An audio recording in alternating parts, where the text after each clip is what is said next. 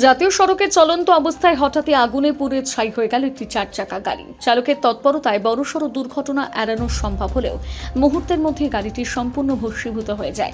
ঘটনায় চাঞ্চল্য ছড়িয়েছে উত্তর দিনাজপুর জেলার ইসলামপুর থানার রামগঞ্জের টুট বাগান এলাকায়। স্থানীয় পুলিশ সূত্রে জানা গিয়েছে 4 চাকা গাড়িটি শিলিগুড়ি থেকে মেরামতের কাজ সেরে ইসলামপুরের দিকে ফিরছিল।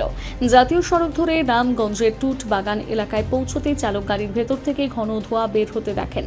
পরিস্থিতির গুরুত্ব বুঝে তিনি সঙ্গে সঙ্গে গাড়ি থামিয়ে বাইরে বেরিয়ে আসেন। এর পরের মুহূর্তের মধ্যেই দাউ দাউ করে আগুন জ্বলে ওঠে পুরো গাড়িটি।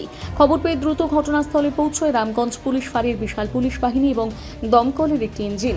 দমকল কর্মীদের তৎপরতায় আগুন নিয়ন্ত্রণে এলে ততক্ষণে গাড়িটি সম্পূর্ণ পুড়ে যায়। প্রাথমিকভাবে পুলিশের অনুমান যান্ত্রিক ত্রুটি বা শর্ট সার্কিটের জেরেই অগ্নিকাণ্ডের ঘটনা ঘটেছে। তবে আগুন লাগার প্রকৃত কারণ জানতে ঘটনার তদন্ত শুরু করেছে রামগঞ্জ পুলিশ ফাঁড়ির পুলিশ। গাড়িতে আগুন লাগলো, আমি গাড়িটা কাজ করিয়ে নিয়ে আসি শিলিগুড়ি টাটা শোরুম থেকে, লেক্সিকন মোটরস কাজ করিয়ে নিয়ে আসি। কাজ করিয়ে নিয়ে আসার পথে চোপড়া পার করেছি।